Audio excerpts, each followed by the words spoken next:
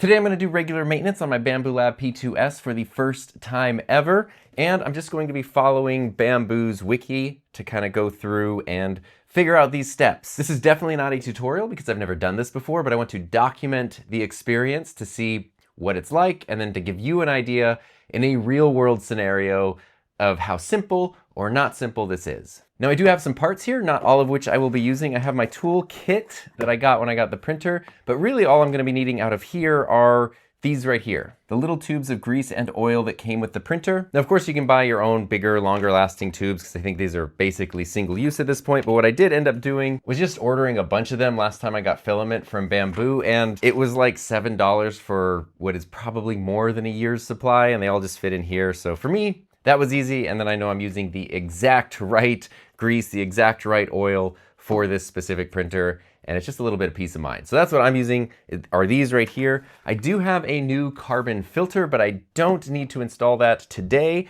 Bambu, let's go over some of their maintenance recommendations. Bambu says you should replace the carbon filter after 1,440 hours, or if you're printing a lot with ABS, after about 3 months. So that's a big difference.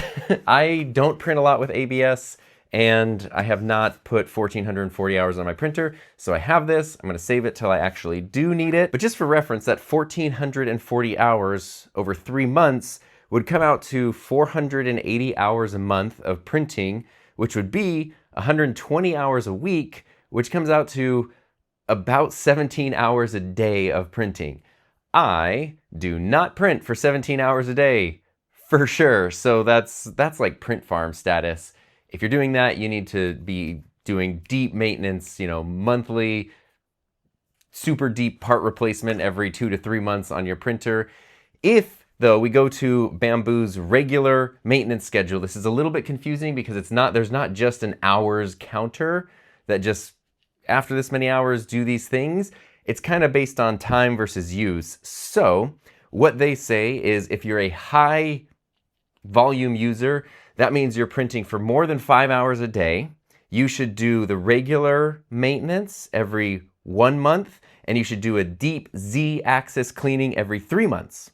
If you're a regular user, that means you do 1 to 5 hours of printing a day. Then you can do regular maintenance every 2 months, Z-axis every 4. And if you're a low time printer, you print less than an hour a day on average, you can do regular maintenance every 3 months and deep Z-axis cleaning every 5 months. I've had my printer for just over 2 months and I have 210 hours on it. The last couple of weeks I've been super busy, so I've not been able to print as much as I would like to. So I'm kind of on the cusp of like, do I or do I not even need to do maintenance right now? But I've had it for a couple months. It's super dry where we're at, and I just feel like things need to be kind of lubricated and oiled up a little bit. And I've never done it before, and I'm just super curious about it. If you've never done any maintenance on your printer, you can go into settings and you can go into your toolbox, and then you do have a few options here for cleaning and lubrication. And if you tap on linear rod cleaning, right now it says no cleaning needed.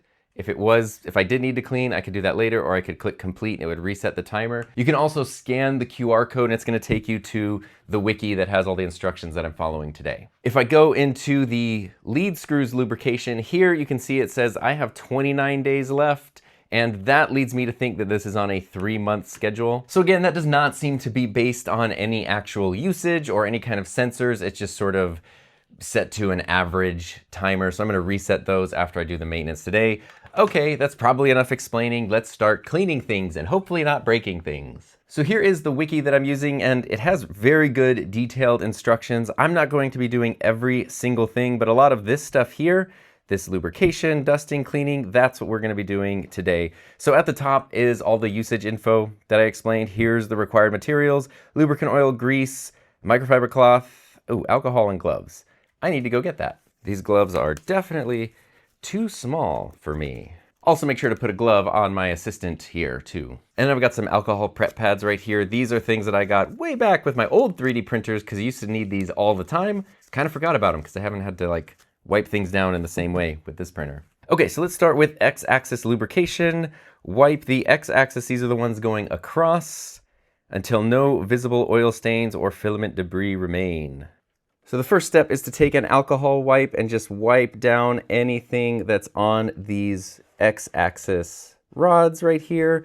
move the print head, the tool head over here, get everything, especially at the edges, that kind of builds up. And that actually did lead to a pretty dirty alcohol wipe. So now I need to put the oil on those rods, and what you can do with this, it has the kind where you take off the lid and then there's a poker so you can poke it open. Easier said than done. And now it says to put 1 to 2 drops every 5 centimeters along these rods. So there we go, just kind of spread these things around here. The upper and the lower ones.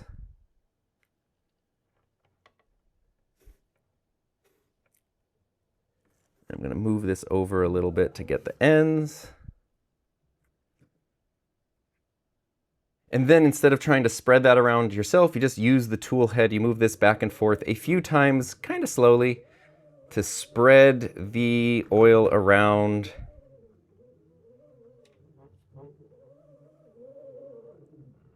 And then it says to use a lint-free cloth, a microfiber cloth, to wipe down any excess oil that's kind of around here. And now the y-axis right here is basically the exact same thing, and there's one on each side. So there's one over here, and there's another one to the other side over here. So again, we start with our alcohol wipes, and we wipe everything down. We'll do it on both sides here. We'll push this forward a little bit so we can get into the back area. This wasn't quite as dirty as the last one, but you can see there's still some oil and dirt and grime that came off. And now we apply oil in the same way that we did on the x-axis.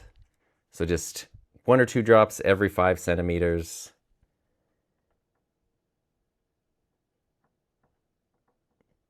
This oil is not as like liquidy, runny as I thought it would be. It's a little more almost like a gel, kind of like a glue. And then same thing as before. Now, instead of doing this side to side, I just run this back and forth 3 to 5 times to move everything around.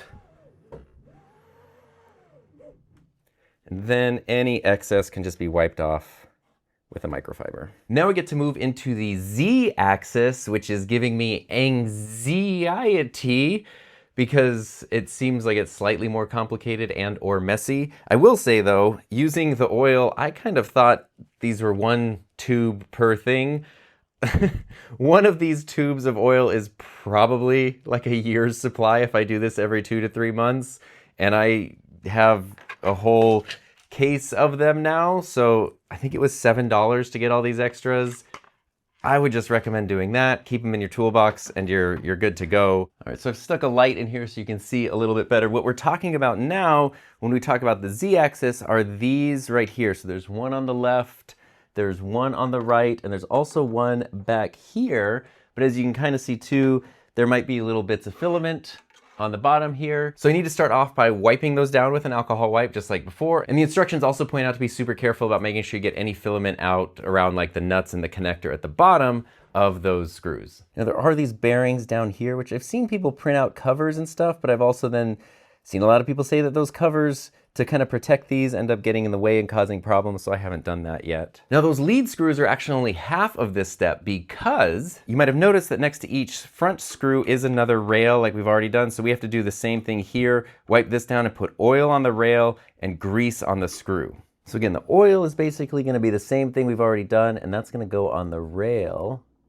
We don't want to go off the rails with this maintenance. Now we're going to do the same thing as before with the grease and pop that open. And that is going to go on this screw here. Basically kind of the same thing, just evenly distributing it.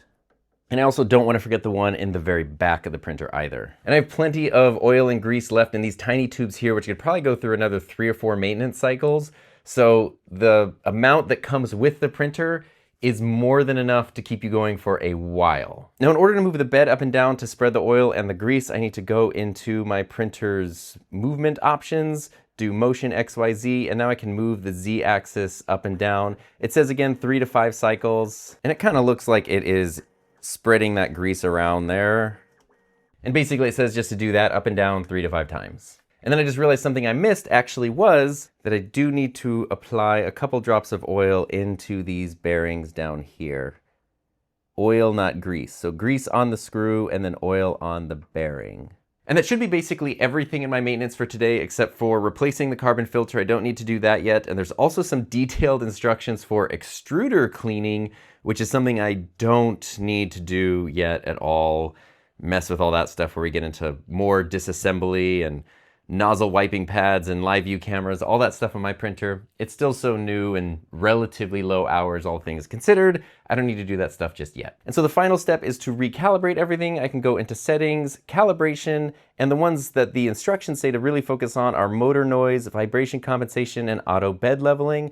It doesn't say I need to do high temperature bed leveling, and nozzle clumping detection calibration is relatively new. I don't have any filament installed, so I don't know if I can do that one now. I think I'm gonna try it and we'll just see what the printer says. Now all this calibration should take like 30 minutes, so I'll see you in a bit. So the printer was correct, that did take about 35, maybe even a few more minutes, and now maintenance is all complete. I think that was pretty easy. Like, other than cutting out a few things for time, you pretty much followed me in real time. So hopefully after coming along on this little journey with me, if you're needing to do maintenance on your printer and maybe a little nervous about it, you realize that it's pretty simple and nothing to be scared of. Just like doing your taxes.